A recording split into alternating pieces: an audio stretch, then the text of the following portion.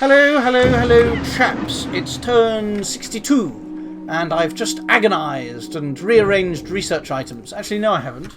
Goodness, it's always fortunate when I do this the video series, because I always realise that there's something I forgot to do. So I'll just do that very quickly. Goodness, how foolish of me. Now, where was I? Yes, it's turn 62, and as you may have spotted already, our gold income is all the way up back to 2,400, which is actually rather good, considering that it was at 1,300 2 turns ago. Our blood slave income last turn was 60, and this turn it was 87, which is still garbage tier. And in fact, we are going to research blood 8 in 2 turns, and then we'll be able to summon these 2 very, very good spells. The Mandeha automatically casts Darkness, and I think they can fly, and they have fear, and they're a giant, and they put people nearby to them to sleep, and they're just amazing. They have super competent written all over them. So we are going to go to town with these guys. The other summon that you get at blood 8 that we're going to use, never mind all this other trash. Well, actually, 3 red seconds. Now, this is the ultimate answer to being raided. That really is. I thought that was blood 9, but it's actually blood 8. Oh, this is so tempting. Never again will I have my blood hunters being murdered by raiders. Oh, yes. It's extremely expensive, but...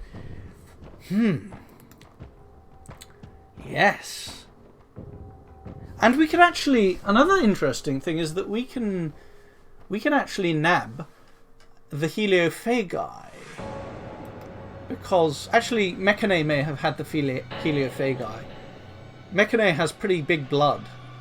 He may have been sitting in his corner, but he's obviously been forging a lot of discounted research items, and he's got a lot of blood together. Yeah, devils, for example. He's talking about vampires, although maybe he doesn't have the research for it. I suppose I could actually summon a Heliophagus. You know, every time I think I've finished my turn and I can just make a quick video telling what happened, I have these distractions, like, should I summon a Heliophagus? So the Heliophagi are pretty good. They can super competent stuff. One of them's fire 4, one of them's death 4, one of them's death 3. And this guy is invisible. And he can summon Fiends of Darkness as a summon allies thing, one at a time. Not that great, honestly. They're stealthy. I'm just going to summon the Mandehas, to be honest. And these... Oh, yes, 3 red seconds. Yes! Yes! Where is it? A mighty citadel. A citadel. No more... Oh, I need to get on the phone to Mekane before he realises how strong I am. Hopefully he's not scouting that I'm actually winning against Hinnom a bit, because I want him to think that I'm weak. So that he continues to help me against Hinnom. Hinnom actually hasn't raided me at all, although he still has a big band of Maziks flying around somewhere. What was I going to say? I think the order I'll do it in is... And of course then the other summon at Blood 8 is Denavas. Denavas are 3, they're not commanders, they're just troops, but they are giants. And they have a long weapon, probably with very high attack skills, so they can do a lot of repelling. So they're very good. I think the Mandehas take priority. I'm going to try to not get all of my geared Raksharajas killed, because obviously I want to switch their gear onto the Mandehas. We killed one of Pan's people, but it wasn't the guy that we wanted. I actually hit 3 separate Pan commanders in this province when I mind-hunted it, and only one was the one that actually attacked the province. So either he is actually sending scouts with, or we did get some that he held in reserve. I don't see why you'd hold them in reserve, though. Maybe it wasn't his scout, it could have been someone else's. I have no way of telling you. I'm just going to keep it going, though, because 3 gems for a scout still isn't... I mean, at least it's a dead scout. At least it's that.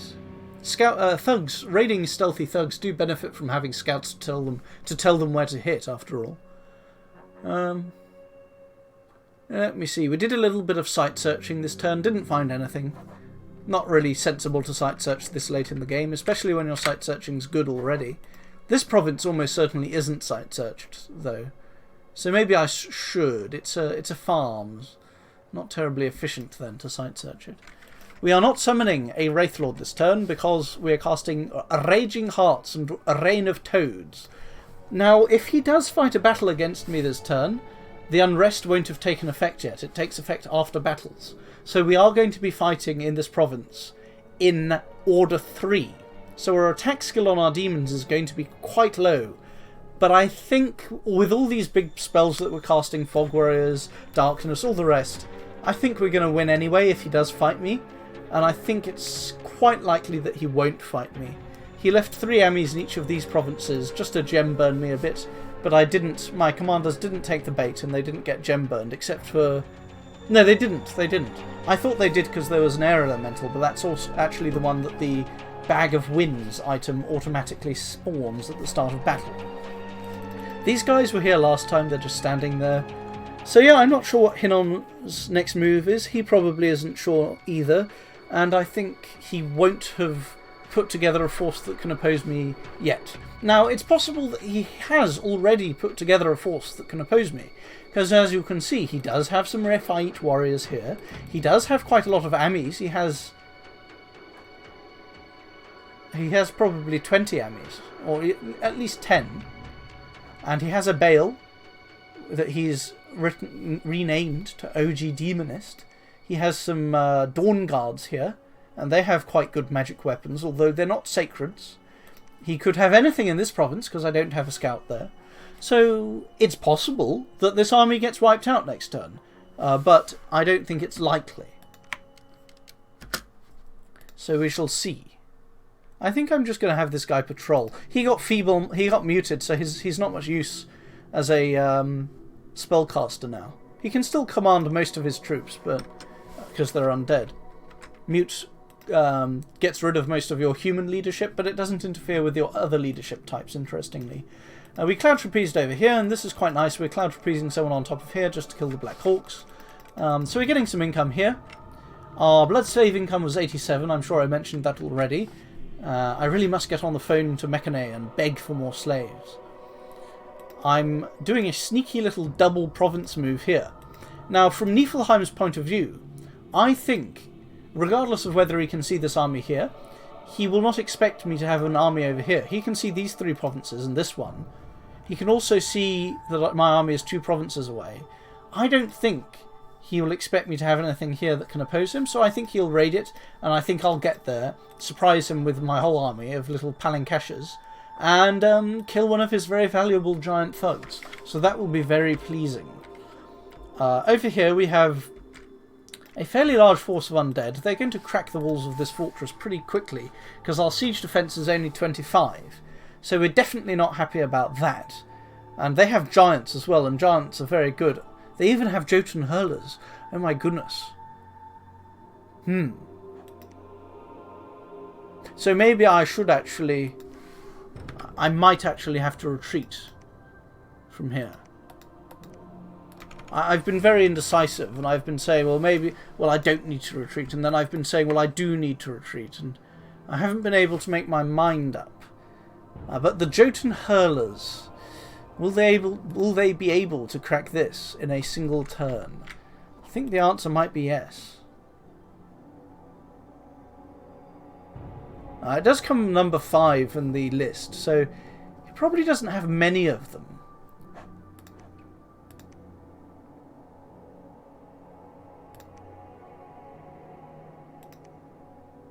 Oh, it's only 5 siege bonus, but they do have 20 siege strength as well.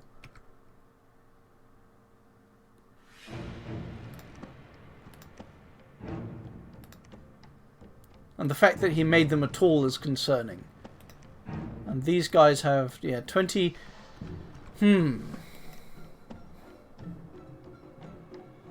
If they one-turn crack this fort, then my reaction will be a bit impaired, because this mage that I'm trying to hurry over to the fort won't be there in time to get inside or get involved with the main army. Ooh. Oh well, losses happen. I'm going to have to fight this force eventually, so I might as well try to fight it immediately. Also, I need to give this guy a regen ring, if I have one to spare, on an available Raksharaja. Where are my regen rings? Oh, actually, what am I saying? I can just make one. Because he's got 3 hit points left. So he's not going to die immediately. So I can actually give him a regen ring just to stop him dying of disease. Which is quite convenient. Actually, no, that's a stupid thing to say. A regen ring is more expensive than the alternative. Which is a shroud. Because, of course, the shroud will give him regen as part of our bless. So we'll actually make a shroud for this guy to wear. Yeah, it does mean that... And I don't have the gems. Damn it! Okay. Should have looked at that first instead of being a dipstick.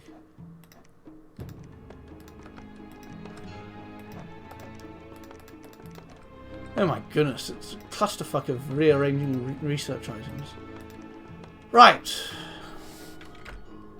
So we're just going to have to trust in the... I feel very doubtful about this whole thing. But we're delabbing this whole province. We're taking all of these guys with us. I must make sure to put the undead in the back, because they're less tanky than these guys. We need to have our scripting on point instead of being lazy and trash. So these guys will be on that. Do we have a Communion Master here? Hello, Communion Master Department. Communion Master, Power of the Spheres, Storm, which I can never find. And then after Storm we want Summon Storm Power.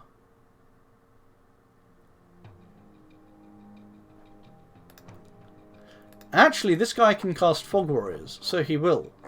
We will have him cast Fog Warriors. Or possibly even Mass Flight as well, although I don't think Mass Flight is useful in a relatively small battle such as this one. So I won't script it on this occasion. We're in panic mode a bit, so we are going to give him Swarm, even though Swarm is not really that good.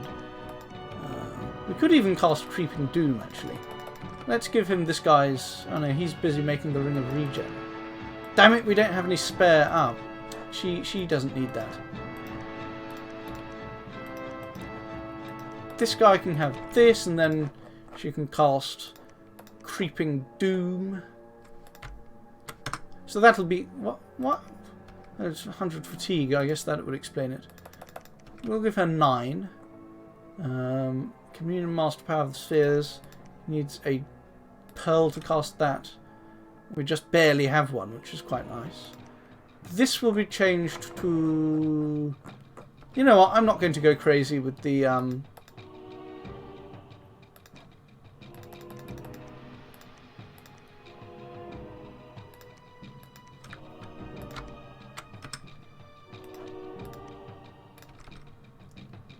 with the Communion Masters. Damn it. I do want the full-size air elementals and not the living air stuff. I feel like they're a bit ersatz, a bit feeble. So we have 3 Communion Slaves. That's not enough, so we want this guy to also be a Communion Slave. And that should just about do it. Maybe we should also include a... We should actually have a Sabbath Master casting Divine Blessing, which doesn't have any fatigue cost, so it won't incur fatigue for our Sabbath Communion Slaves, which is quite nice. Divine Blessing. Give her some Blood Slaves just to be on the safe side. Because we have Divine Blessing, we don't need to worry about where they are, so these guys can go right forward. And that's a pretty strong force now. Maybe I should be attacking here. I could also do that. But the thing is, with this war against Niflheim, I've been trying to keep it low-key, and he's done me the favour of not attacking me on this place. So I'm going to repay him that favour, because my ambition is not to make Niflheim weak. I can win the game while he still exists. He doesn't hold a single throne. He doesn't even really threaten this throne much, although he will now that I've emptied that province. Niflheim is not the guys that I'm worried about. I'm worried about Pan and Hinnom. I want to do better damage to them. Against Niflheim, I just want to keep in my shell. Let's see. You know what? Sod this. I'm just going to... No. Don't sod it. Forget I said anything. If I want to teleport him somewhere next turn, I can do so. Our blood slaves... Hopefully we've sorted out our income a little bit.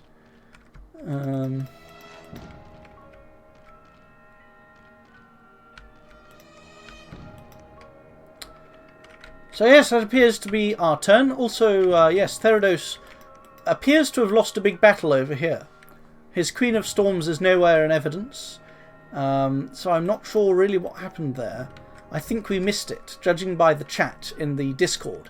Fortunately, Theridos is still coming along with the two big armies here. They still have some forces up here. I don't know why these guys are just sitting around. That's very annoying. Maybe they're moving through here, but I don't know. They appear to be just sitting tight. This army has sat still, which is annoying and rather rude. Maybe he has a PD dump going on there. Grey ones, eh? So he used a grey one pretender chassis. That's nice to know. I wonder if there's any spell I could use to kill her. A remote attack, like flames from the sky. If I had the research, that would be hilarious. Where's flames from the sky, anyway? Has to be here somewhere. It's in evocation, of course. Blimey, it costs a lot. But yes, evocation and being able to cast flames from the sky is actually a very, very amusing and interesting late-game plan.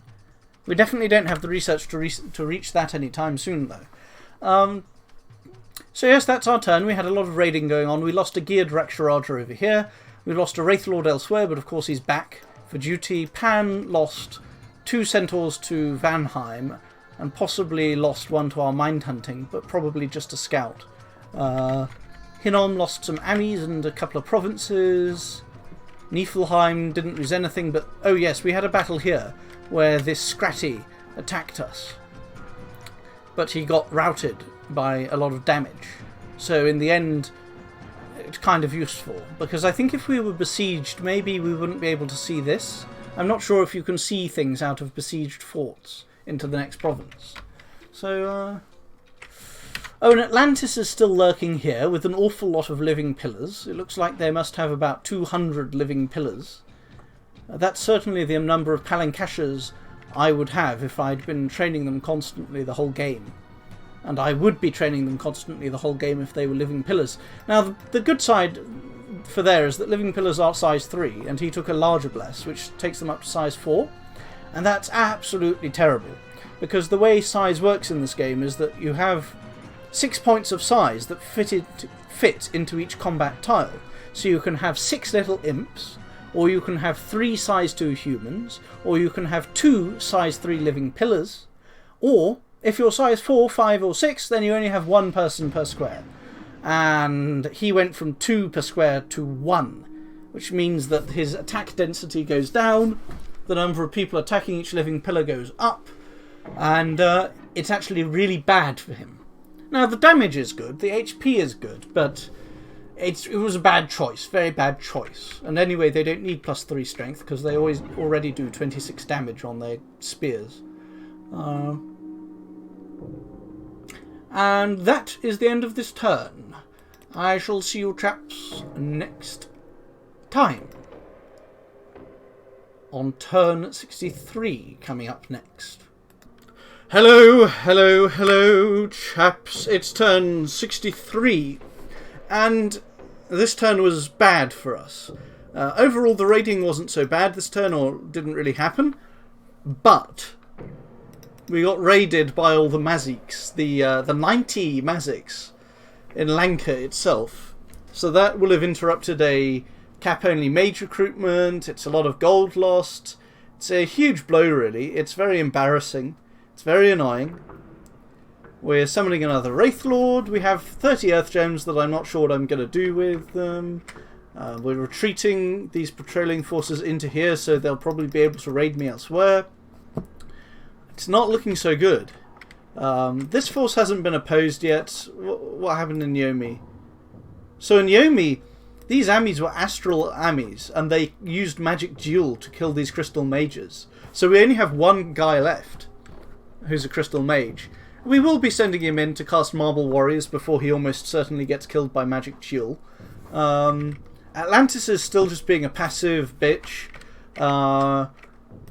Therados is also being passive and a bitch, but I think we can excuse that because he lost a big battle against... Well, not even a big battle. Apparently he took 6 mages to it. So, yeah, he's being a bitch. Or he's planning to backstab me, which either of those things is stupid, so screw him. For some reason I have 4 points of my own dominion here, which is quite amusing. How... Okay. Must be from an event. Ah, that's interesting. So this is a forest, and he hasn't discovered a single site here. So his site searching must be pretty bad. Do we have any... We never cast a Karshik record in this game yet. We killed those 2 giants over here. I'll show you the battle later. We reclaimed or defended these provinces. The army that I thought was going to siege us here has backed off. So they must have gone here to attack this fort instead. But we can just deal with them using this army if they do that. So that's kind of nice. And at the same time, we now see a lot more enemies here. That's a lot of geishas. So we're going to be moving all of these guys back onto here. They're going to be going here. They'll die if everyone here goes there, but yeah, what can you do? In fact, we might even script them to retreat. Not sure though. We failed to raid this province yet again, so I think I'm going to give up on that one. I just give up. These Raktapatas, what I really need to do with the Raktapatas is I need to give them a blood slave so that they have a spell to keep casting instead of just running in because they have no more spells to cast. It's so bloody annoying. Let's see. This was a pretty bad turn overall, I would say. Nethermines got attacked, conquered by the enemy. How did that happen? Conquered by the enemy. But we...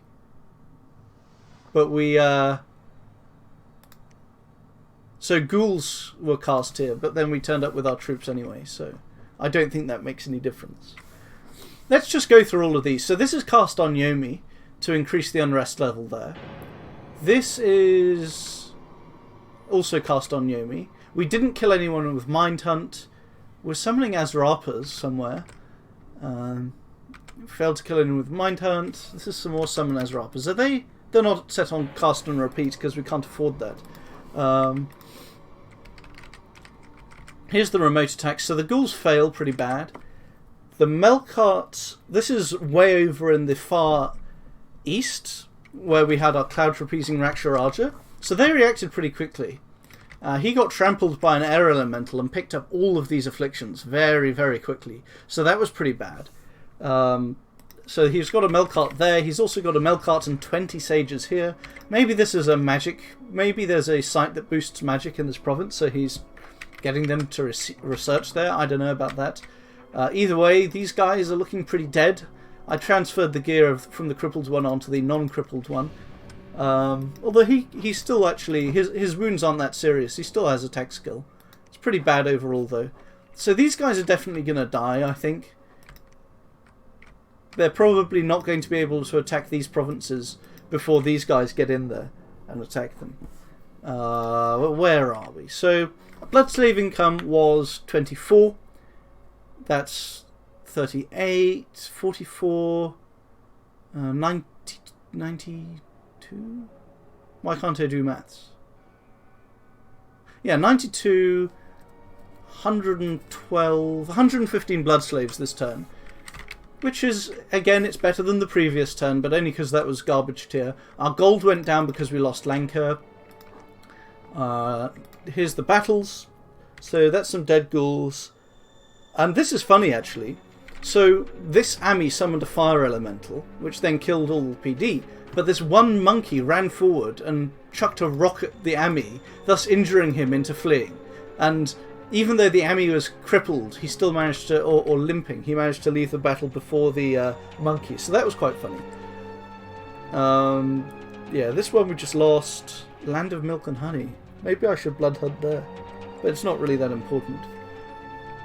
So this is Pan's main army. This is another reason why this is a very bad turn for us, because this is a lot of geared Earth Centaurs. A lot of them. So we're going to have a very, very bad time. And I am just going to abandon this province. Now, this province has 4 astral income and some other nature and water gems and whatever. And there's some dominion. We can train crystal mages down here anyway, so it's not that much of a loss in that sense. But the income's nothing. But it's definitely a big problem that we're losing a temple, and it's definitely a big problem that we're losing a throne and a lot of gems. Now we will try to whittle this force down by casting a lot of mind hunts on it, but we'll see how effective that is. The mind hunts have been very disappointing lately, and also we still know that there's a bunch of centaurs lurking around here. So what do we have here next turn? We only have these guys casting leech a few times. That's not good enough. We need more. We need either of these Wraith Lords to be in on it. So that's not really useful. Yeah, we're just going to keep both of these Wraith Lords here, even though they can actually just get insta-killed. So maybe they should stay back and spam skeletons. These need to stay back. These can stay back because they're patrolling chaff. We've got 11 PD. Let's make sure that these guys have enough blood slaves to cast stuff, leech 5 times. Horde of skeletons. We're just going to try and spam out the enemy a bit with some Horde of skeletons.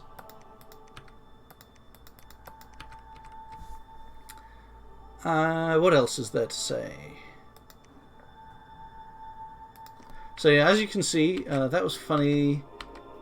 Oh yeah, here's the mind jewel. At least we recovered most of the bags of wine and stuff, and a fireplate. We didn't recover the martyrs thing, but there's nothing really that you can do against mind jewel. Nothing. So this was horrible. I mean, what I could have done is I could have had my guys scripted to cast mind jewel. I might actually do that, but it's not really worth the risk. Our forces were beaten by this is our failed raid yet again, where our leader just runs in and hits things. So I was saying the other turn how he wouldn't expect me to move my army all the way from here to here in a single turn, and so he would probably raid this province. And we were fortunate in that we actually received both of the thugs. They both died. Where are we now? They both died. One is a national hero. Another is a 525 hero. 525 gold and also a hero. They were both very geared. We didn't get that much gear from them, but we still got some good stuff. At least we found a Boots of the Messenger, a Ring of Regen, Mace of Eruption. Not bad. And of course the big boost is that he can't do this very often. He doesn't have many of these people, so it's a big loss for him. In Pencil Bog, got raided. This is the attack on Lanka. Very, very embarrassing. I didn't have a single proper force patrolling. All I needed was one guy patrolling, and this would have been fine, but I'm dumb. Our Raksharaja died here. This is on our cap circle, because this Raktapata cast Bless 5 times, and somehow failed to bless the Raksharaja that was standing right next to him. I just have no words. I don't know. I don't understand it. Really can't even begin to understand that. This is just raiding. This was an embarrassment. But again, we actually managed to win somehow.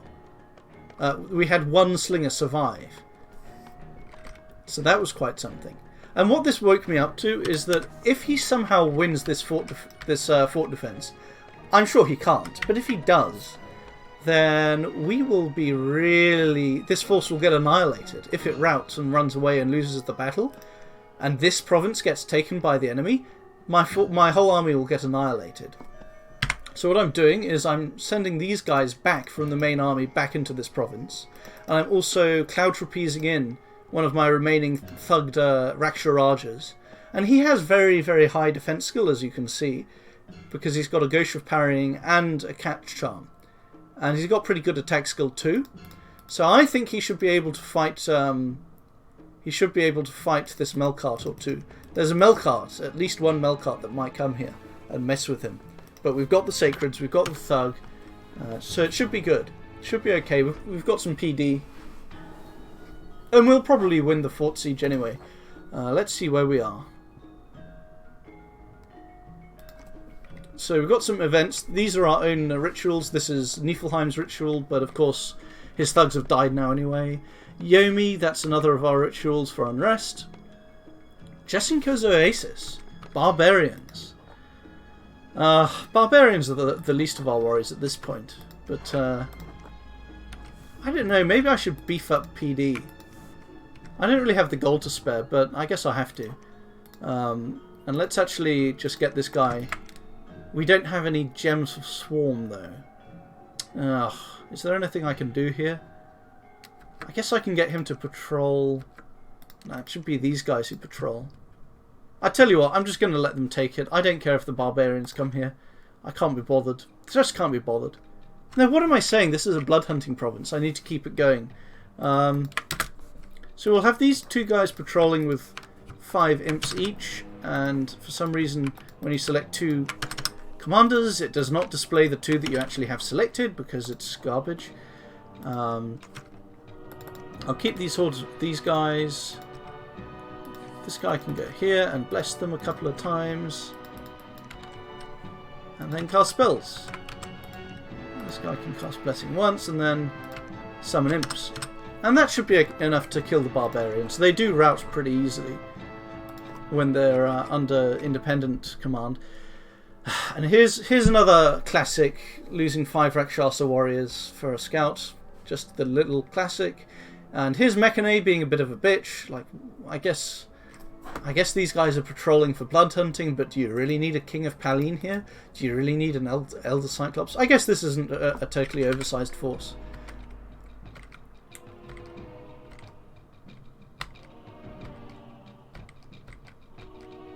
And this is just our blood hunting. So yeah, our prognosis is that Atlantis is being a passive loser bitch. She's just sitting. It's so annoying. I mean, obviously he's preparing his thugs and he's training more sacreds, but it's still just slow and boring and annoying, and he could probably have just conquered Niflheim instead, and that would be much better for himself.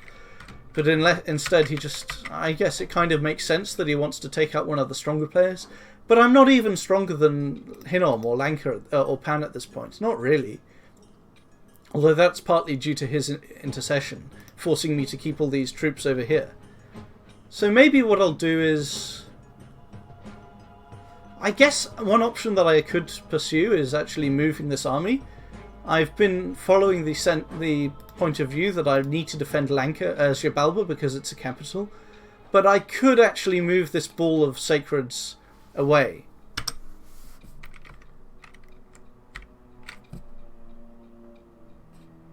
If they don't one-turn fort crack this one, which they probably will, I could actually move this. I could actually move this army over here.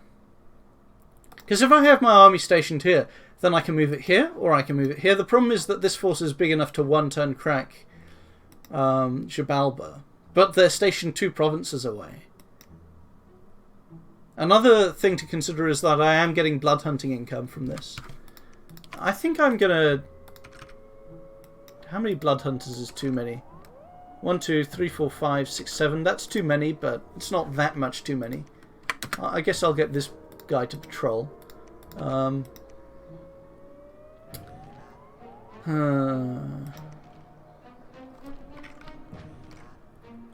thing is, allowing this fortress to fall doesn't actually make it easier for me to defend my lands as they get smaller. The border is still just as long. It's hard to move between Lanka and this fort, which I definitely don't want to lose, because then I'm just losing too much.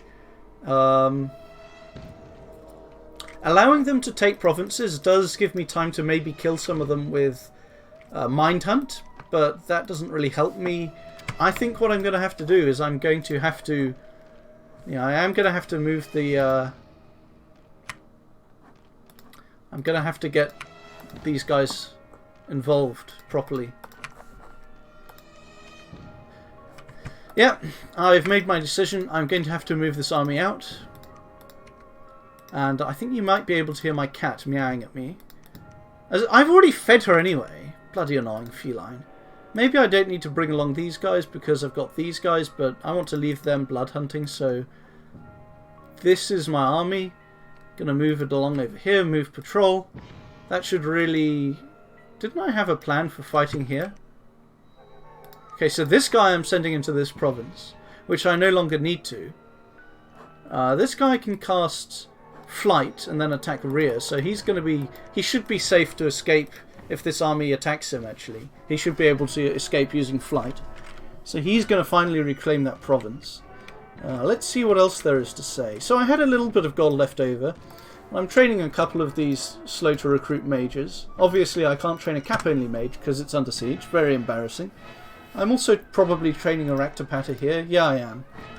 And that's useful because it's next to the research station, which is back up to Magic 1 in Drain 3 Dominion. Drain 3 Dominion and you get a Magic 1 province. Very, very nice. We haven't built the temple here, but we have someone in place to do it. In case he has an AMI, probably. He doesn't have an AMI. But I have this guy patrolling, just in case he tries that. It's the most budget thug you'll ever see in your life. But he's going to sneak around past the PD and stab an AMI with a... If that ever happens. Could be quite funny. This guy's just a gem reimburser. This monkey got diseased, so he's not really going to be part of it anymore. He's actually maintaining the siege by himself, which I find amusing, while the other guys storm it. What else is there to report? I already said we're summoning a Wraith Lord. I alchemized my water gems, but I'm not going to spend these astral gems just yet. I'll spend them when I have enough left over to actually make a full... maybe this guy... Oh yeah, these guys will move into this province, and so next turn they'll be available to forge the astral gear with some more alchemizing of the air, fire and water gems. We're casting Call of the Winds as well this turn. I can't remember where I'm casting it, but we are casting it. Mind Hunting this stack, as I said, just to try and thin it out. Mind Hunt is disappointing now, but it'll be useful for something. And that's the end of turn 63. The only thing left for me to do is whine at Mechane and Therados and try to prod them into trading gems and slaves and attacking our enemies. So yes, that's the end of this turn. See you chaps next time. Hello, hello, hello, hello chaps. It is turn 64. And this turn it had its high points and its low points. So basically 50-50 on the battles so far this turn, I would say. And kind of 50-50 on the income as well. Our Bloodslave income has recovered a bit. I think it's up to about 130 if you add all of this up. It's 63 plus 18, which is 91 probably, or like 108 and then 117. It's like 130. Now, as we were about to attack Yomi, 2 Raktapatas got assassinated. Now, including this Archdevil, who is very well geared, I think. I mean, if you're going to have an Archdevil, you might as well gear him well. Obviously, they have the Black Heart, and that's actually most of their gear. And a Shade Mail, so not really very efficient. Now, one of these Raktapatas was holding the Communion item, and another was not. However, you may have noticed, I'm not sure if you noticed in previous videos, but I actually had 3 Raktapatas with these items. So after those 2 got assassinated, one was not holding one anyway, and another had the extra item, so he still had 2 left over. So it actually wasn't a problem. So really we lost very little to those assassinations. Now, the way assassinations move and the way the turn order works, they will be able to move out of this province before we can kill them with patrolling, which is unfortunate.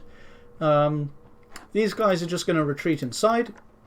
The 2 thugs I had over here died pathetically to a few lightning and fire elementals, air and fire elementals, I mean. So, I'm not going to thug anymore. This thug took this province, but 3 afflictions on a cap-only slow to recruit on a cap-only 390 gold mage is just not worth it. Just to kill some PD. He got those afflictions against the PD's poison damage. The poison barbs on the Coral Commander PD defense. So yeah, and we never have to bother with these guys again. We're never going to bother gearing them again because we are summoning a Mandeja. Now if you look at the summon Mandeja spell, it's all the way down here. This is what we just researched this turn. Very expensive, but we did just barely have the blood slaves for it. And we should be able to We should be able to have 130 next turn and every turn from now on to constantly summon Mandejas. Only my god has enough blood to summon them, but she can do it. Over here we're building a temple. We're summoning a Wraith Lord, so any battles that occur will happen without darkness. 40 units, but mostly Black Hawks. Here we have some undead and maybe 1 or 2 Melkarts. We've got the Archdemons. These numbers are almost certainly inflated by an item, the Effigy of War, because it was very small last turn and now it's suddenly large again, but no new commanders have turned up. It's almost certainly just an Effigy of War to confuse me. I should really send someone to retake this province. I didn't have the gold to recruit anyone in this province after building a temple here, because patrolling here will take the unrest down, so that's pretty bad for us obviously, because then we're fighting in Order 3 again. So I am going to have to build this temple, and once I patrol to intimidate them into leaving, I'm actually going to stop patrolling and I'm going to preach instead. And with a temple and some preaching we should be able to get our turmoil domain in. It's very unfortunate that in order to patrol to get rid of the assassins we will be ruining the unrest. It's very annoying, but that's life. Mekane said he was going to give me some free gems which I can pay back later, because he's trying to help me survive against his rivals in Pan and Hinnom, because he realises that I'm weaker than them. He actually sent them to the wrong person, and he says he's going to get them back and send me some gems instead. He said, I'm going to get most of them back, but there's a stupid tax. That's quite funny. So apparently the guy who got them isn't sending them all back, just some. That's quite funny. So Mind Hunt, one of them failed. Another became feeble-minded, so Pan finally decided to bring along a stealthy Astral Mage, and another was successful. So what this means is that we cannot degrade this by Mind Hunt spam. But we can still fight it with our main army that was stationed and summoned in Xibalba. Gnome Law actually did find a site, so he actually found a 2 Earth Gem site, so that's nice. I also agreed to an NAP with Niflheim that only applies to this border over here. And I said, let's not have it cover this area where he's doing okay against me.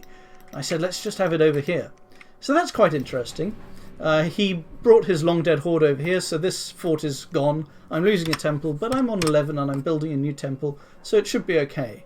Pan is kind of strong, but I don't know. I feel like I'm taking some pretty effective actions to deal with him. That's just this priest that we're getting rid of for upkeep purposes. Let's see what I have to say next. Obviously I'm moving people around as usual, and I'm equipping people with leech as well to protect my provinces. That's the important thing about Blood 7, is that you have leech, so that can finally kill these raiding thugs pretty effectively with just the blood hunters. Really a game changer for defending your blood hunting against raiders. I guess these guys don't need to patrol because I got the reply from him.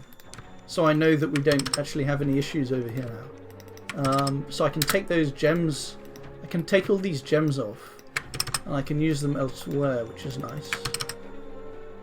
This guy is only researching. Why is he only researching? He can make a lightless lantern. Actually, what happened to all my fire gems? Why are they not being used? Oh, okay. Yeah, I'm in a bit of a quandary about the Mandeja, because the Mandeja being an enemy of the sun... Oh, I need to tell you, I'm just going to bring up the Mandeja in my browser in the Dominion's Mod Inspector website. And I can't be bothered to fiddle with my... video settings. Actually, maybe I will bother to do that. Let's see, window capture... browser... Okay, let's see. Is there anything incriminating on my browser? Not really. Yeah, there's nothing incriminating or doxing about this. So yeah, here's the Mandeja. Is it going to show up? Okay, so here's this guy. This is who we're summoning for 133 gems. So they're sacred. They're actually holy 3. Oh, finally! I didn't know they were holy 3. Finally, I have someone who can cast Divine Blessing. My god, it's like, I am redeemed. I am alive again. I was dead, but now I am redeemed by Jesus. Actually, this is a demon. This isn't Jesus. But it's holy 3, and it's... I mean, these paths are okay. They can cast Soul Vortex and Mist Form or whatever. But really, the purpose... Jeez, these guys are so good. I was going to say, these are super competent, and I'm going to send them out raiding and counter-raiding. But that's kind of not true. For 2 reasons. Firstly, even if I gear them really well, and they're tanky and they're sacred and they have magic, you know, any guy, any centaur with like a fire attack gem and a great sword of sharpness can still injure him and deal some nasty damage to him. So super competents are kind of still vulnerable in this game. And secondly, he has so many benefits to bringing him into a big battle with a bunch of sacreds behind him. He can Divine Bless them. He automatically casts Darkness. He casts this, just for free. And then, of course, you have a super combatant in a battle, which in many ways is actually far better than a super combatant by himself. And as you can see, morale is good, but not totally amazing. Magic resistance is, again, very good. Protection doesn't matter because we're going to be gearing him anyway. Size and hit points is good. These skills... so it's 15 base, so that's pretty good. So we're going to give him a long weapon so that he has repel. When you have a long weapon, you can deter people with shorter weapons from attacking you unless they have low morale. And actually, anyone standing next to this guy does have low morale because he's got Fear 5 that's then boosted by death magic. And he can also lead a lot of our troops. Not with a big morale bonus. He's actually a worse troop leader than the Raksha Raja, which makes sense because Raja means king in Indian, or prince or duke or whatever. So they're a duke of the Rakshas. They're a king of the Rakshas, and the Rakshas, the Rakshasa, or whatever you want to call them, are demons. They are the demons. Anyway, the reason I brought this up... Oh, and Sacred Aura, Sleep Aura, that's very, very good. So what else is that? Chaos Power 2. So when he's in our Dominion, he's much more boosted. Oh my goodness. And then so he has Dark Power 3, right? But then he automatically casts Darkness. So if you add these two together, if he's in Turmoil 3, and if he's in Darkness, which he is, then that's +9 to... If I remember... I can't remember if it boosts these two values, but I do know that it boosts attack skill, defense skill, and strength. So he will one-shot most things. And that's another thing. He can actually... Because he's a demon, he will still take huge damage from anyone wielding a Holy Scourge and that kind of anti-demon triple damage weapon. So we do need to use him as part of an army. He's got... But his defense skill will be boosted by 9. His attack skill will be monumentally high. But we do need to make sure to... If we bless him, then he'll be on neutral fire resistance. Like no fire resistance. With a heat aura. So he'll kill himself. So we need to give him at least 1 fire resistance item. Now the question is... Oh, I need to set this back to Dominions now. Come on. So the question is...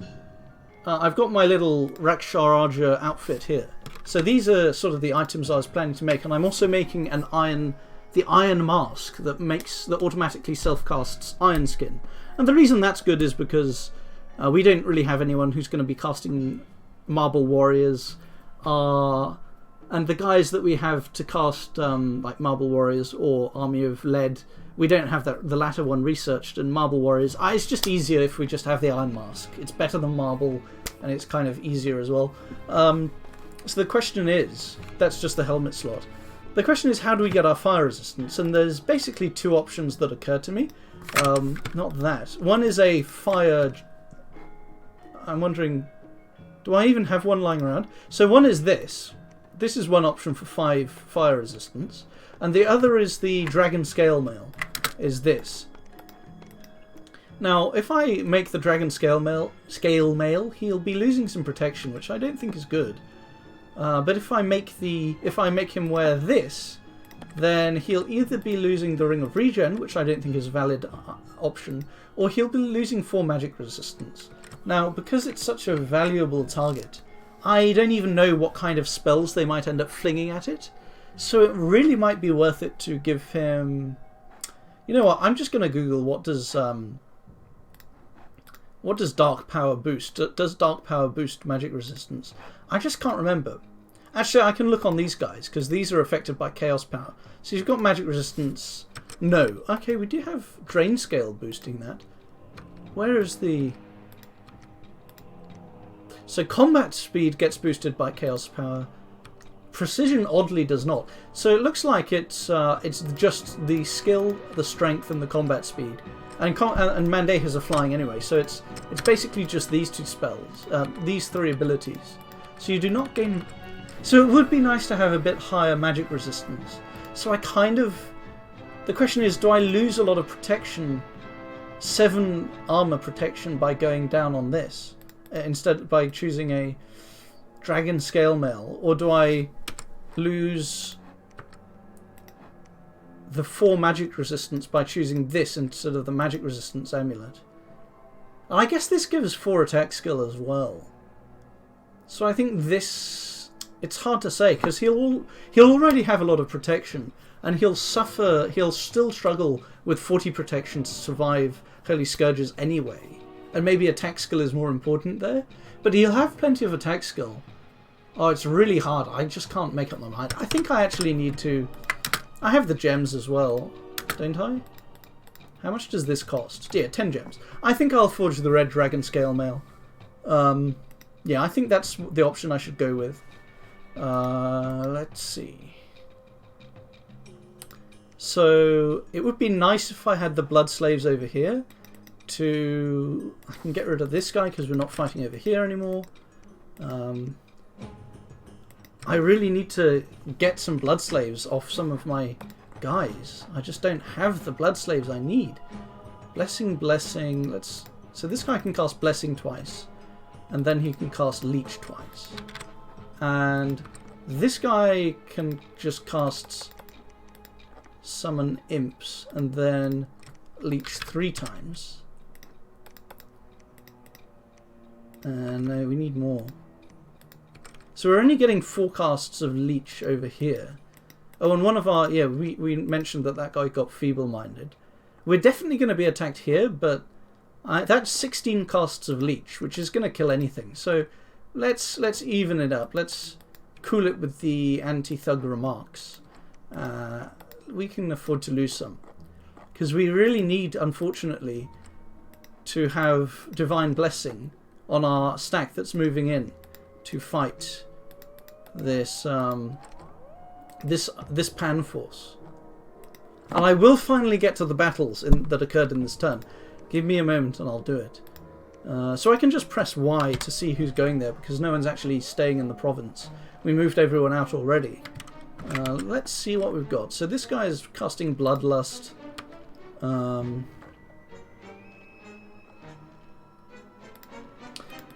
let's see.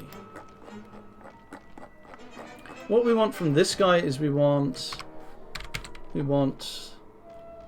Sabbath Master. Then we want Bloodlust. Then we want Divine Blessing. And how many Communion Slaves are we going to have? So we do have a lot of gems now to use. Not gems. Fire, like slaves. We definitely want to go all out. We want to be able to cast Fog Warriors. That's the elephant in the room here. To cast Fog Warriors on an Air 2, we kind of want to boost it all the way up to Air 5. So that's a +3 boost, which requires 2 to the power 3, which is 8 Sabbath Slaves. So we want all of these guys to cast Sabbath Slave. If they can. Where are we? Sabbath Slave.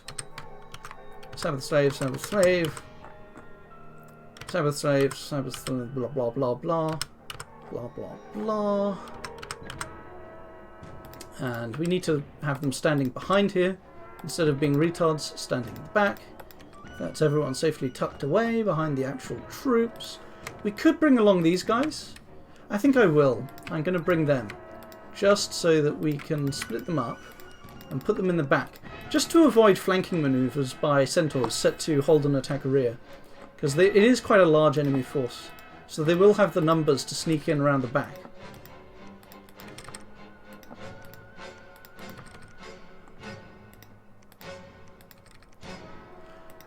And I'm just going to be complacent, I think, and I'm going to assume that he won't do a cloud trapeze to drain my gems. But is that a bit too complacent? Maybe it's a bit too complacent. And I have the spare blood slaves. So we'll have him cast Sabbath Master. Jeez, doesn't have the blood slaves yet.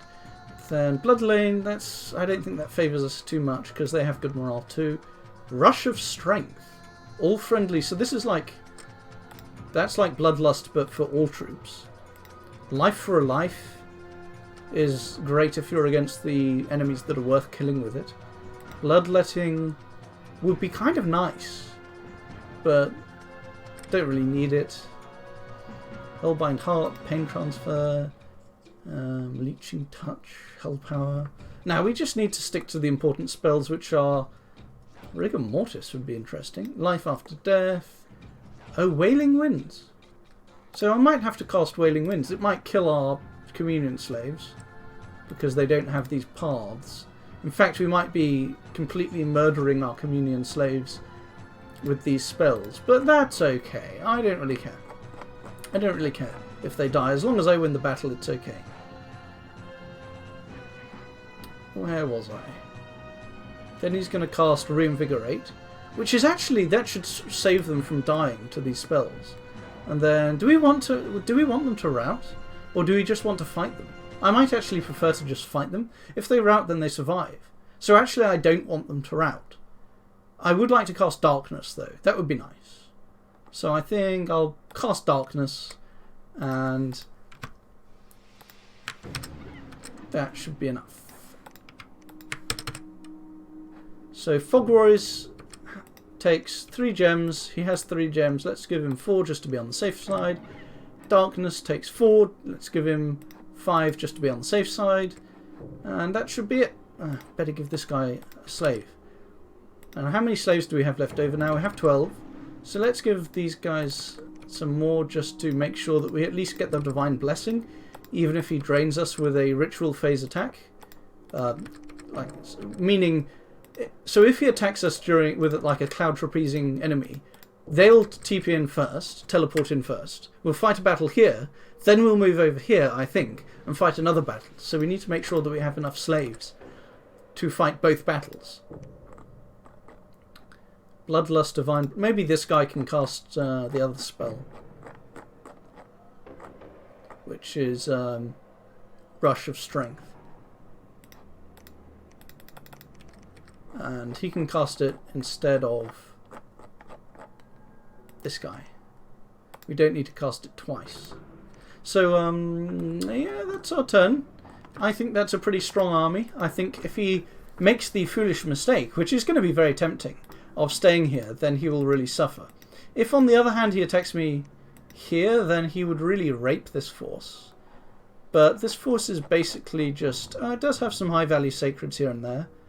But it's nothing that expensive or important, so maybe I shouldn't be too worried. Also, if they attack me here, then they're kind of committing to going in here, so it's a very risky tactic to go in there.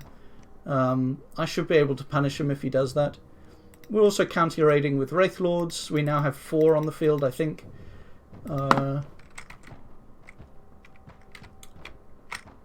That's about it for this turn. I don't really have anything to say. Oh yes, now it's time to finally... I told you I was going to show you the battles this turn. Here they are. Here's the Storming of Yomi. And we cast everything. We cast Fog Warriors, Mass Regen, Relief, Darkness, and Divine Blessing, of course, and we also cast Mass Flight. And despite that, the enemy Melkart still killed 16 of our Sacreds. So these Melkarts are really no joke. But here we go. Here's the Mass Flight coming in. You can see this Melkart's going to town, killing people. Did he die? Okay, he already died, I think. Or maybe he just moved over here or something.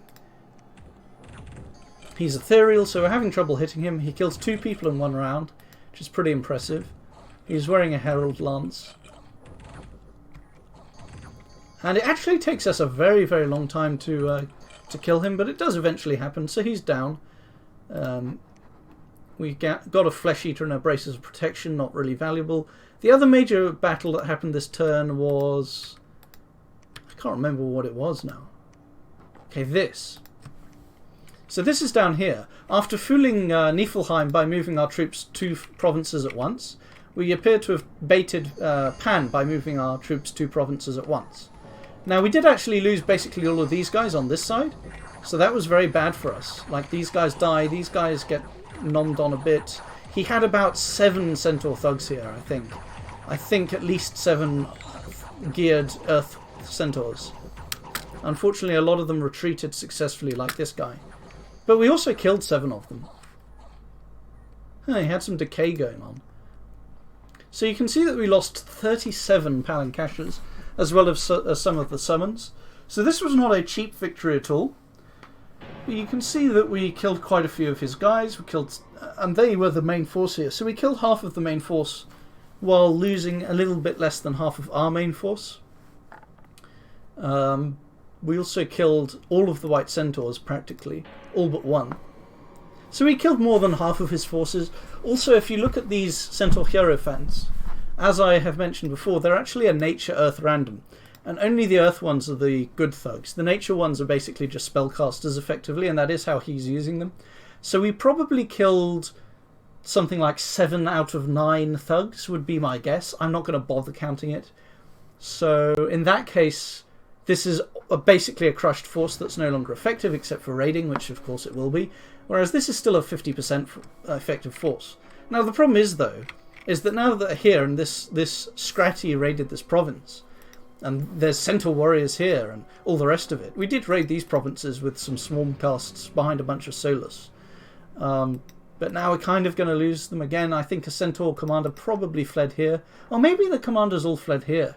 Maybe I should attack this province after all. The problem is that these guys are here.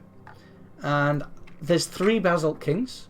So what could happen is that these Palankashas all engage the Spearmen. And while they're fighting the Spearmen, the Basalt Kings are attacking them from the side.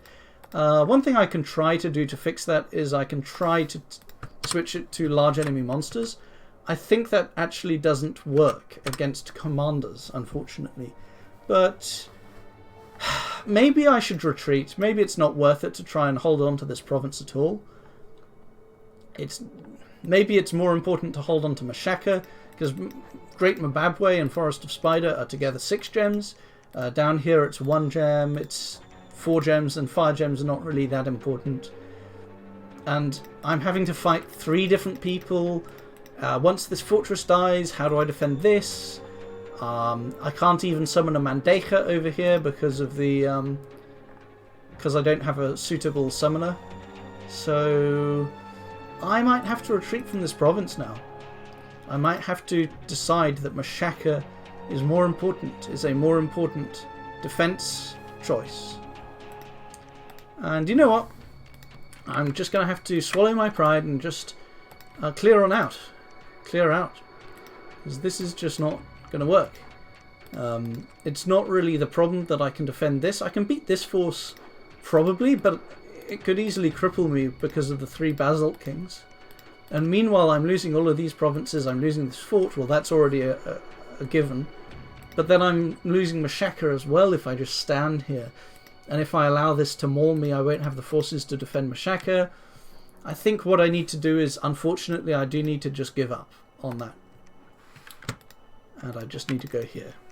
Very sad, it's the 2nd time I've kind of given up on a fortress. I mean, the first one was over here, but it was a palisades with no other buildings. This is pretty serious to lose. This is pretty serious to lose, but we actually changed our mind and came back to fight it. This is important, this is bad to lose, but it's not as important as Mashaka, of course. Even with Unrest, it's still a big earner. It's still 189 gold, whereas this one's a bit higher in Unrest. It's actually quite high income. It's actually a 20,000 population province, but the gems aren't there. It's more exposed. I have to defend it against 2 players, whereas this, I don't have to defend it against Pan in the same way. So yeah, that's that. I think I'm going to have to give up there. I'm going to retreat.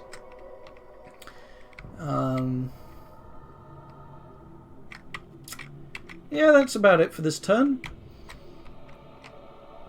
The only other thing to consider is that maybe I should finally raid these provinces.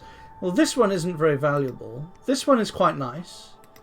Problem is that it won't be very hard for him to counter raid it. Yeah, we can't move patrol because we're attacking it anyway. I'll have 2 Wraith Lords here if I win this battle. So at least next turn I can probably attack this province finally expand into here. The funny thing is that Atlantis actually killed this province, but then a random indie attack took it back, which was very amusing. I think the good thing about this is that Therados and Mechane understand that I'm weak and that they need to prop me up. Otherwise, Pan and Hinnom will get too far ahead. So they are helping me. Pan is besieging this, so it's looking pretty optimistic in terms of at least Therados is attacking Pan and vice versa. It's a shame that Therados is kind of losing. I think we missed another battle here. There's no one retreating here, so maybe they were not patrolling the fortress, or maybe they retreated inside the fortress. But it's quite annoying that we missed both of the important battles between Therados and we didn't see any battle over here either. So that's quite annoying. Another thing is that Therados still has this lot here. Now, I guess they're just chaff, so maybe they don't really matter that much, and that's why he's leaving them lying around. What else is there to say? I don't think there's much else to say. Except, this is really the big story, is the Mandeja that we're summoning. And we're going to send him to every single battle. Every single battle. I'm tempted to kind of delay this, actually. But we have Darkness, we have Divine Blessing, which is all that the Mandeja really brings, apart from its own strength. So I think we can fight this one. How many Sacreds are we bringing? Yeah, it's a lot. We still have these leftover Sacred armies, even though we now lack the income to replace them. At least we can still use them for the time being. And it's not like our enemies have an easy time replacing their forces either, because they're using Melkots are cap only, White Centaurs are cap only, Pan's Thugs are not cap only, they're recruit anywhere, but the gems are limited for Pan, even with Mother Oak. And I guess Riches... Oh, actually Therados stole it, thank goodness for that. Riches from Beneath is very, very good for Hinnom though. Hinnom is still very much stronger than I am. Even though it's nice that I got this province with its gold and its... It looks like Yomi was neutral growth, which is not very good. It's not very good for us. It's a 30% income drop compared to this. Yeah, and that's basically it. We're trusting in the Mandejas. I've never used them before. I barely even know what they look like. And that's the end of turn 64. Hello chaps, it is turn 65, and as you can see, our Bloodslave income is better again. I think this turn it's 70, let's see, 71, 76, 110, 135, 168. So that's much better, and that's even going sort of towards where we should be, in a sense. Our Mind Hunts this turn were actually quite good.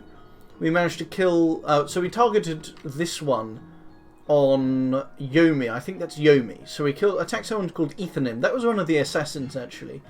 He managed to resist the spell. He also didn't get picked up by our patrollers, nor did he commit an assassination. So he will have escaped from this province. The same is probably true of the demon, but I'm not sure, because...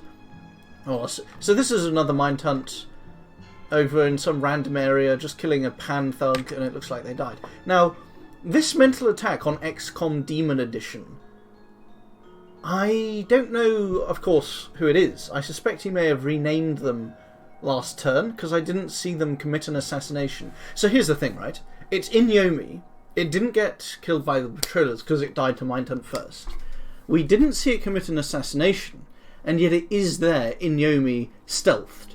Now, it wouldn't be called this if it wasn't an important demon killing unit, and I don't think there's any reason for it to be in Yomi stealthed unless it was the Demon Lord. that committed an assassination the previous turn. So I suspect that he was so pleased with it and its potential that he renamed it to XCOM Demon Edition. And I guess XCOM is a game about anticipation and sneaking around, so that's why he's calling an assassinate. I suspect this was the demon. I suspect I actually mind-hunted the Demon Lord, who was an assassin. He had the Heart of Darkness, or whatever it's called. So that's a huge win. We summoned a Wraith Lord, also a Naomi. We're going to send him into this little lake that you can see, which is maybe a kind of silly choice, but we'll do it. And here's just our blunt hunting. We already mentioned this. This is some raiding. The skeletons don't show up at all. Our forces have defeated the attacking force from Hinnom. It was a negligible force. I wonder why they sent them in anyway. Is this like a gem baiting force or something? What's the point? Fire elementals. So I think he was just... What he was doing is he was expecting me to go to a different province and then he'd raid Hinnom, I suppose. Now here we attack a Black Harpy, and wouldn't you know, we lose 2 Rakshasa warriors to the Hitor. The Jotun Scratty. Now the interesting thing about this Scratty, this is of course down here, is that he's actually fully geared. Now I'll show you who he is. Oh, actually this is this is our army coming in. This is Loigimi's shrine. He's actually wearing all of this. I'm not sure what the water ring is really for. Maybe he'll cast a spell that'll make it obvious. I don't know if liquid body really requires water.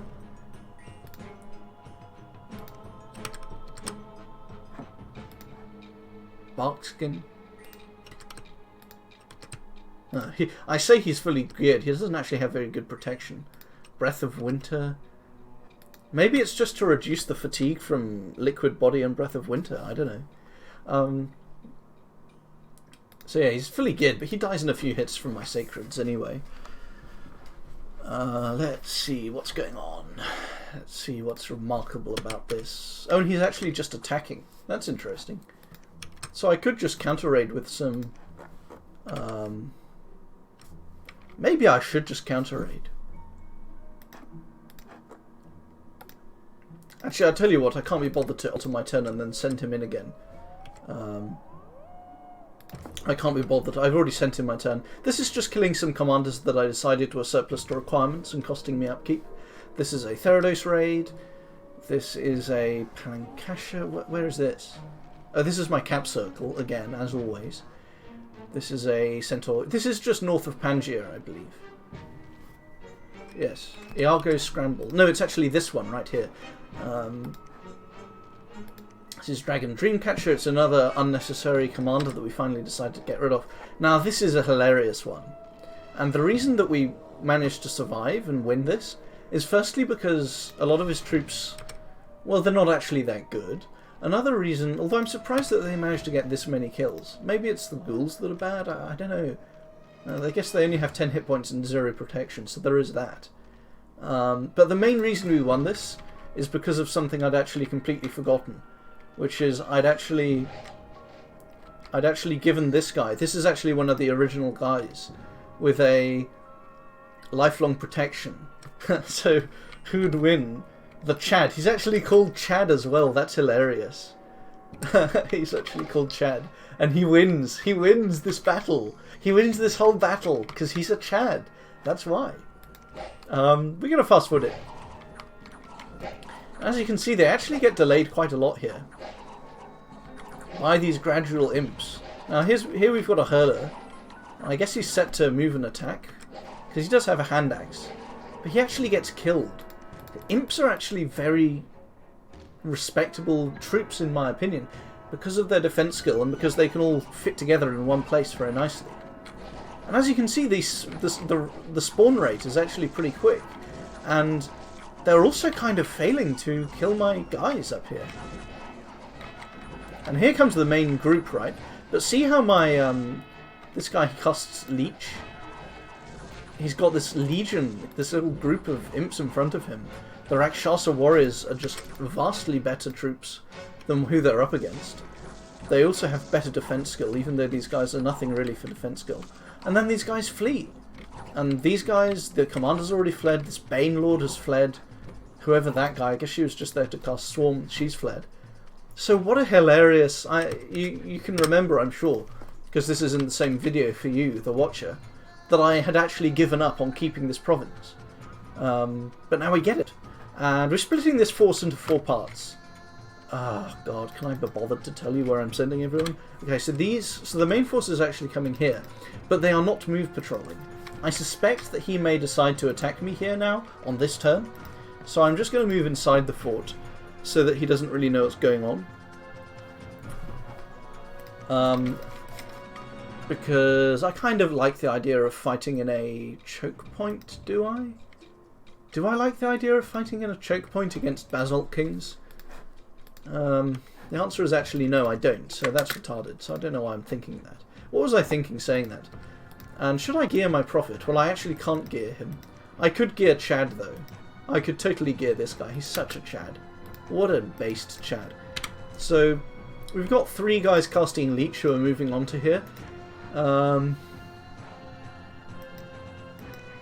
There's one Jotun Hurler here, and there's also a Jotun Scratty. So they might lose unless I give them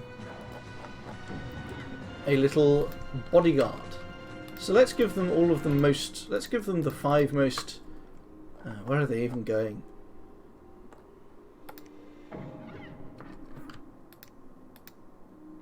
Man, I have no idea who's going where. Okay, Angusa is who we want to have these guys. I guess I will be making the effort to... Oh man, this is so annoying. And yeah, they'll be fighting that, because this guy has 27 map move, so he'll probably move over here. He may also have some reinforcements here, but that's just a risk I'm going to take. What else was I considering altering? I can't remember now. I have her patrolling Lanka with some troops. What else is there to say? Oh yes, the highlight. I mean, this was the funniest thing that happened this turn. The highlight, though, is the Mandeja. We summoned our first Mandeja, and here he is, and we've geared him up. Something I'm not sure about is if he should have... is what weapon to give him. Because I've got a few choices, actually. Let's sort them out. So we don't want to use these, because we don't want anyone else to even potentially get them off a dead commander of ours. We don't want him to have the Athame, because he already has double regen from the Bless and the regen ring. So he doesn't need the life drain. We don't want to use these. So we could use this. We don't have a misc slot for that. It's not really a weapon. This he actually comes with one as part of his chassis. So we're not going to give him one when he already has one. Cold resistance is not something we need. This we want kind of for repel and maybe to shock an enemy Melkart or whatever. This is a misc item. This is good for killing... It's like an anti-thug weapon, but this guy's a super competent.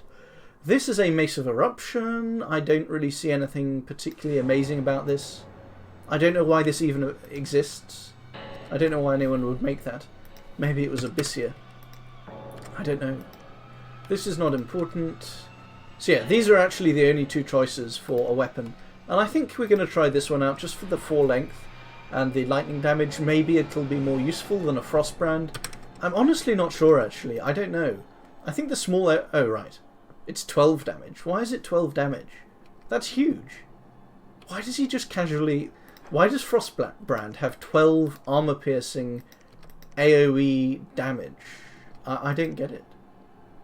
So this gives shock resistance, which we don't really need, although we do lose some from here. This guy has inherent shock resistance due to being a demon, which he loses from the iron skin from this helmet, which I probably shouldn't have made this helmet. It's ridiculous. If I'd given him a dragon helm instead, right? He'd now be on 20 fire resistance with the Bless. 22 protection is not enough, but suppose we did this, then he'd be on 26 protection. So if we switch this around, he's now on 29 protection, and he loses 5 lightning resistance. So is 3 points of protection really important? It's nice to have. This is a very important guy. He costs Darkness, he costs Divine Blessing, so I guess he's quite important.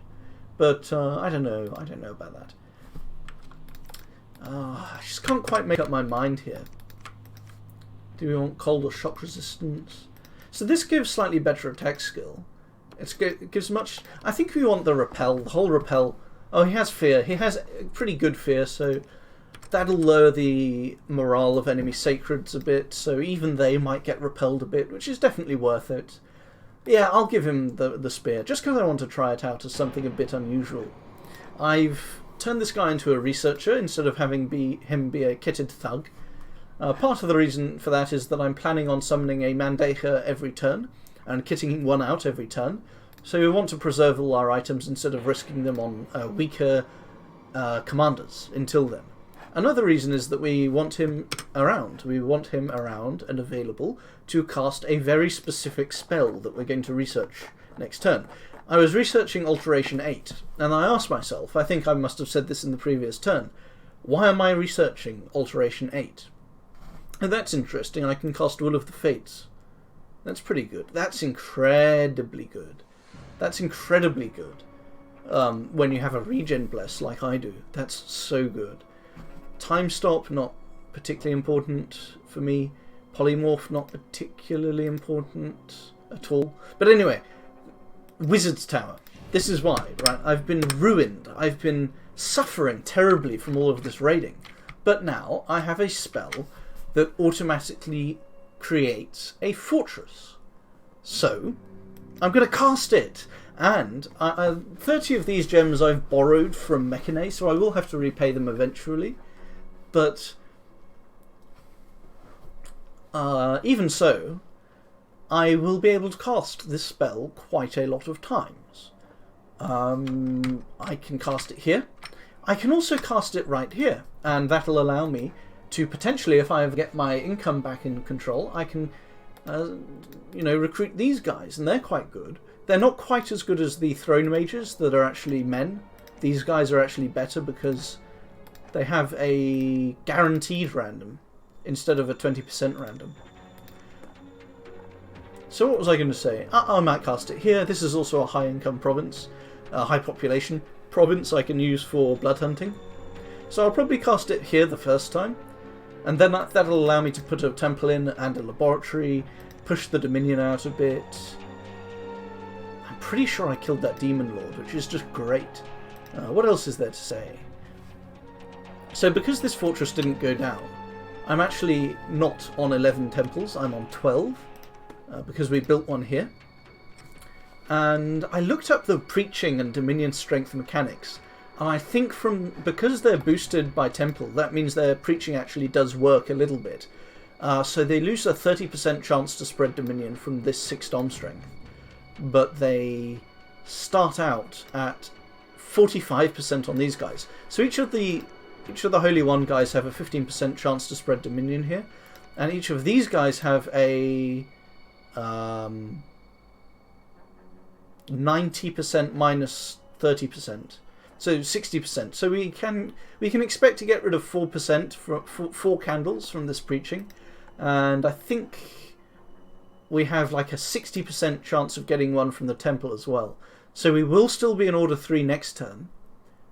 Fortunately, we still have some unrest left after patrolling half of it away. Oddly, it didn't seem to really kill anyone. But yeah. So the turn after next turn, our Dominion should be leeching in.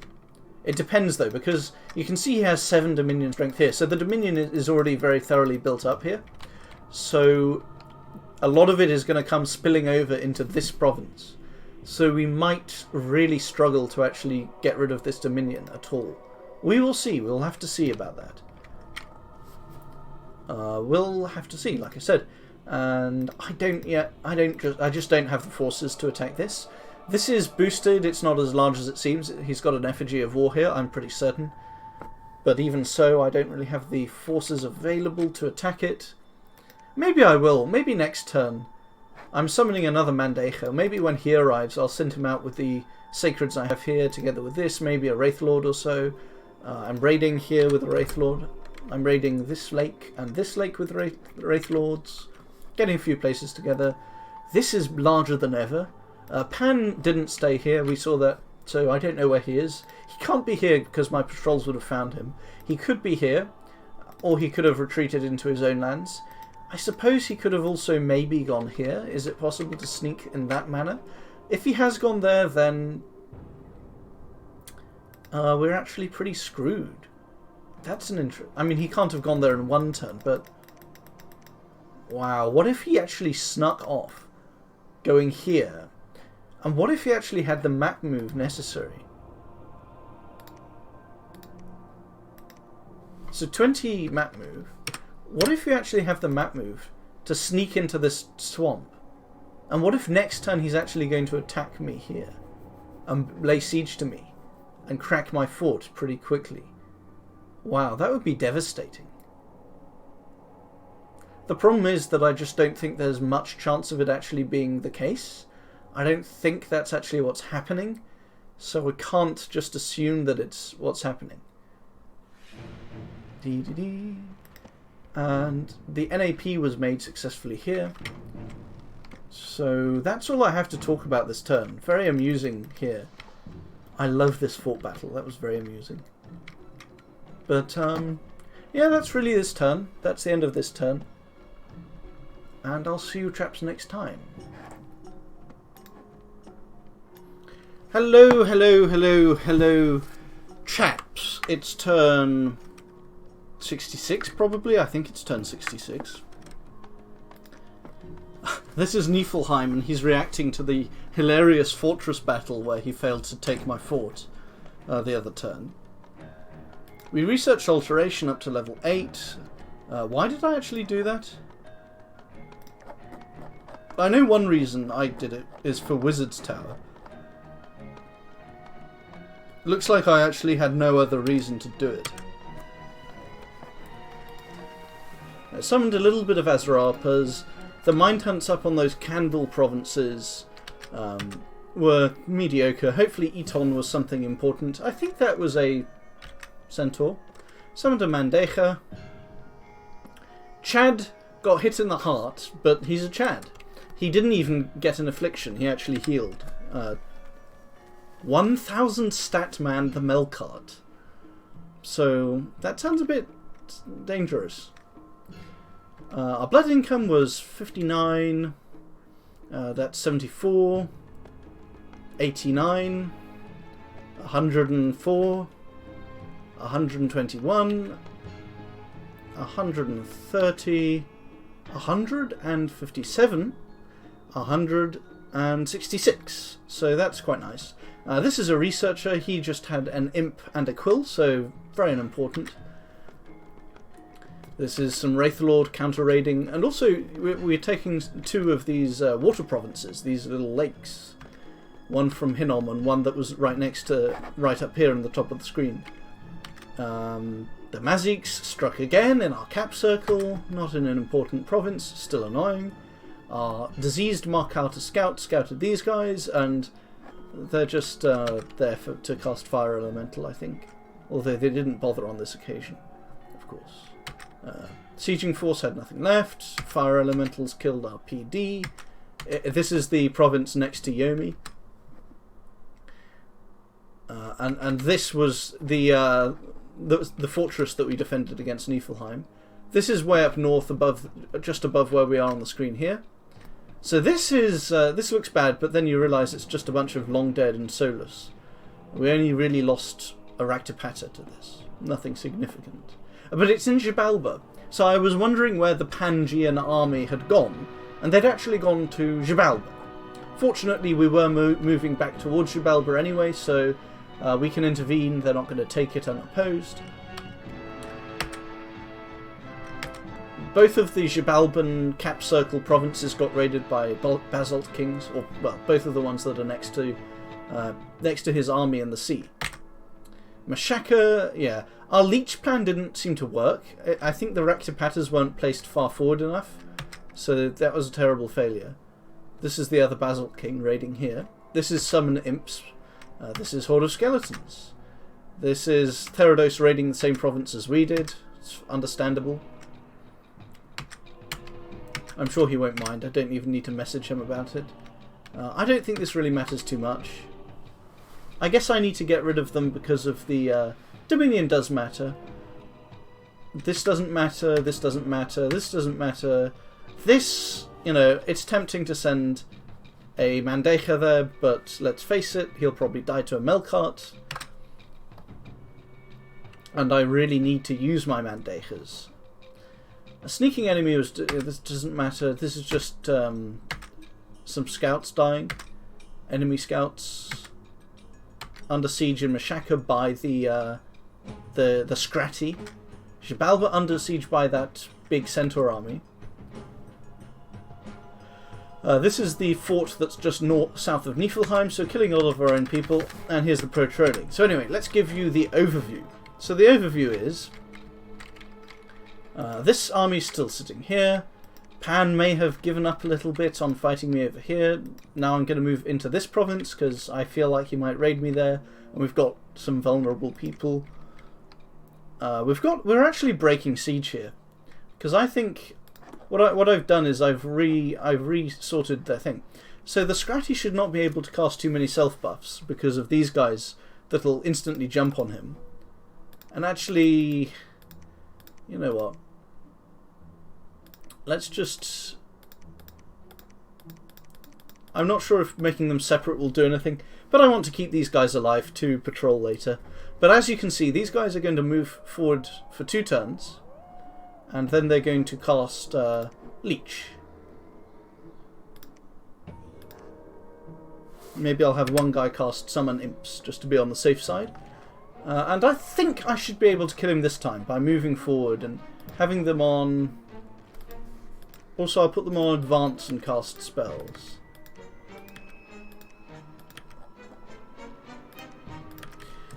We're raiding this province because we might as well. We have the scouts to see that he's not sending anything there.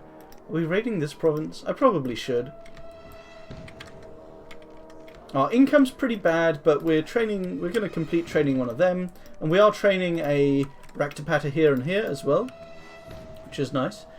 What else is going on? So they raided this province of mine with Maziks, but you already saw that. Blood income was okay. I could actually use the 3 red second spell now. But I think I need to summon a Mandeja or 2 more before I do that. I'm making research items. Am I? No, I'm actually making dragon helmets. So I'm just making sure that I have plenty of equipment for my Mandejas, and then I can go back to making research items, maybe? I'm not even sure if I need research. Like, I was really struggling to decide what to research here, which is actually the reason I decided to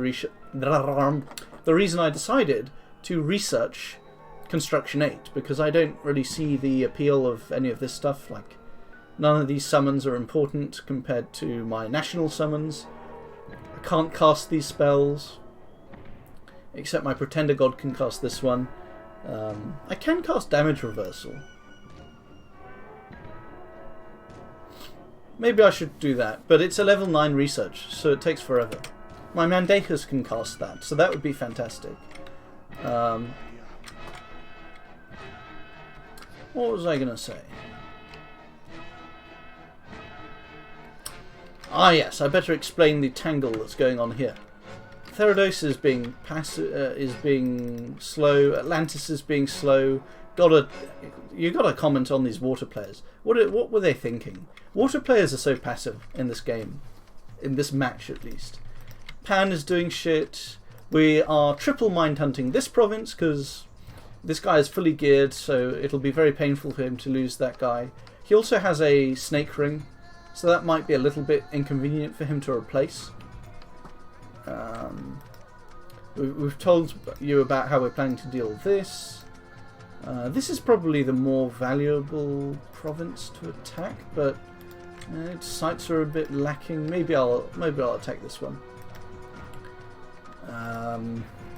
We built our temples. Our dominion here got up to neutral, and what I'm going to do is I'm actually not going to patrol like this. Am I? I'm going to have 2 people preaching. I'm going to have 1 person patrol. No, I'm going to have 1 person preaching and 2 patrolling.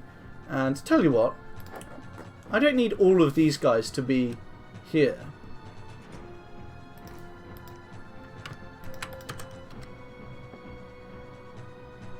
Like, they're not actually scripted to do anything important. I guess this guy can come along because he's got an important thing to do, which is his Air 3. So I'll give him some equipment. But Asanga, I don't need him. He can stay and preach.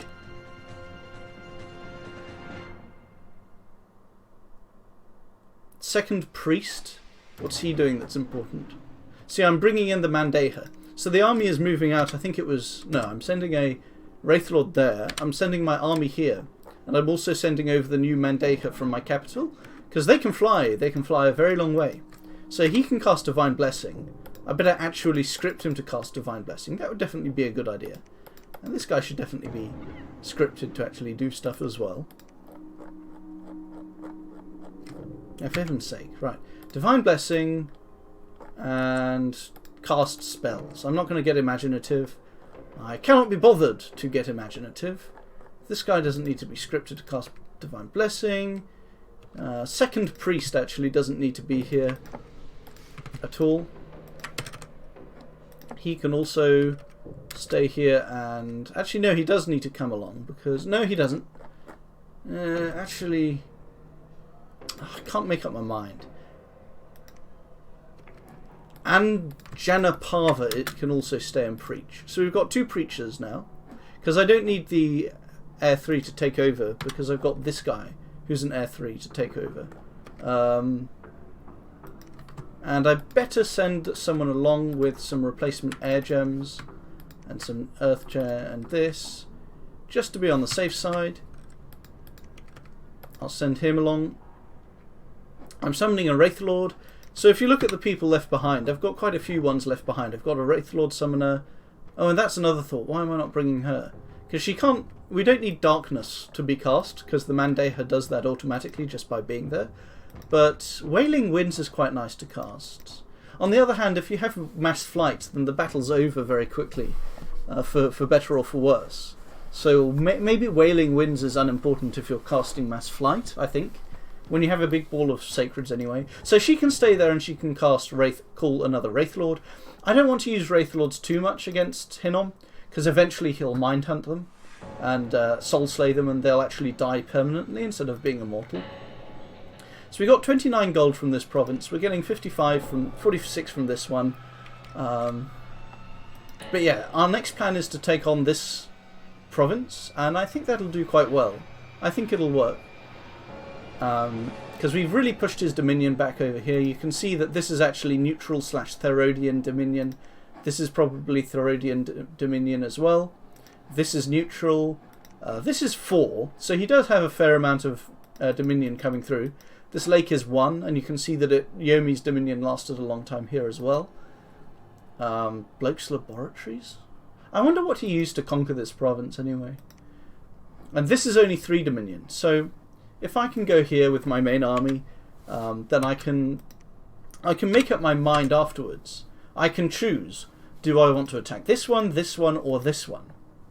Not sure. Over here we have Pan's Force. Now, the Mandeha over here, I'm not sure if I should really script him to attack rear, because he might get killed by Pan's Thugs. Pan's Thugs are extremely dangerous, and I'm actually being incredibly stupid by not bringing him okay, here's what I need to do. I need to get rid of this. I need to bring out the crystal matrices again, because we are not going to do this. We are going to do this. We're going to do cast spells, and we are going to do Fog Warriors, of course, because Fog Warriors is very important. And we're going to do Mass Flight, because Mass Flight is very important. And we are going to do... what am I thinking about? I could also do Skeletal Legion.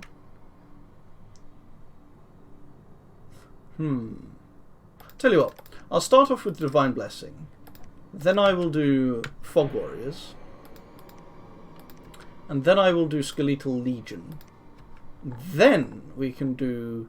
Is Wailing Winds? No, let's not do Skeletal Legion, because their thugs have magic attacks anyway, and they're the most important one. Let's just do Mass Flight.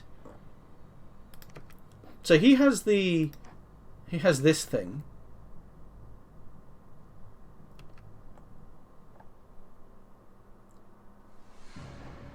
Actually, I shouldn't be casting... I should be casting Storm and summon Storm Power first.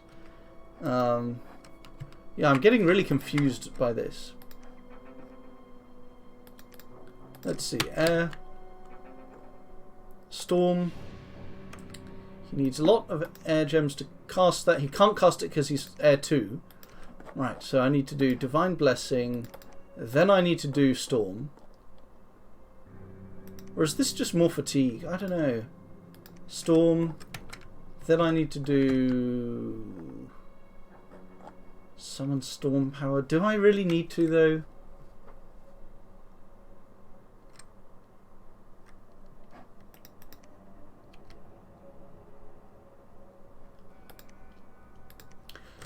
I think this is the right way to cast it. Fog Warriors and Mass Flight.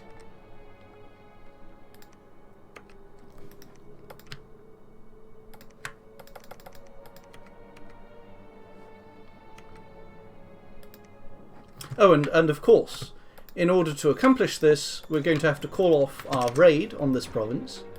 And we are going to have to bring these guys along as the slaves. And hopefully this guy doesn't get killed by a horror mark attack. Who knows? Could happen if you're unlucky. It could always happen. This Wraithlord can't get anywhere useful in a hurry, so he's just going to have to give it a try. Imagine if I triple raided this province with 3 Wraithlords. That would be quite a show of force. Maybe he should go here though, because we don't really have anyone defending it. So I'll send him there. It'll get him to the next province just as quickly as any other way. Yeah, so that's our new plan for this. They need to be right back. I need to change their positioning. God, that would have been embarrassing.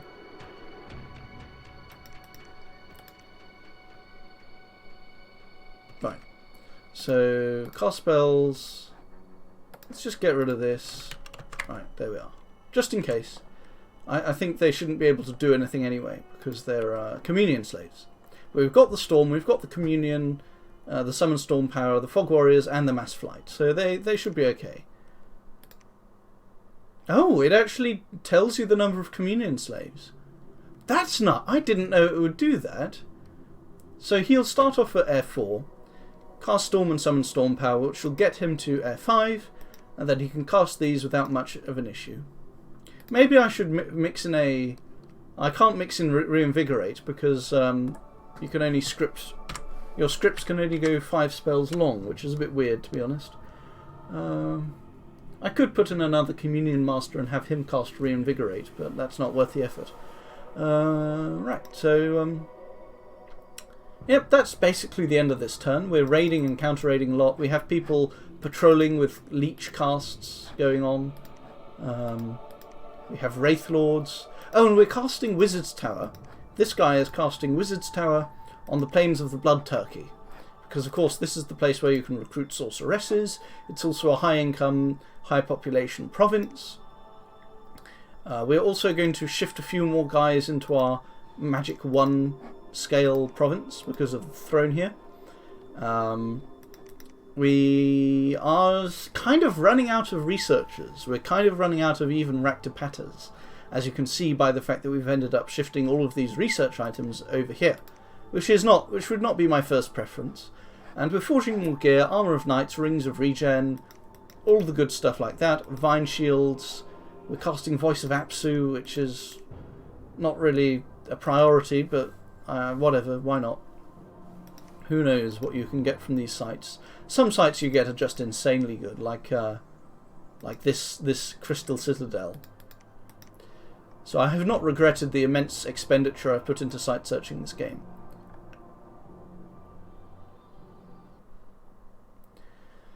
I think that's about all there is to say for this turn. Pretty much. So I shall see you next time. This was turn 66.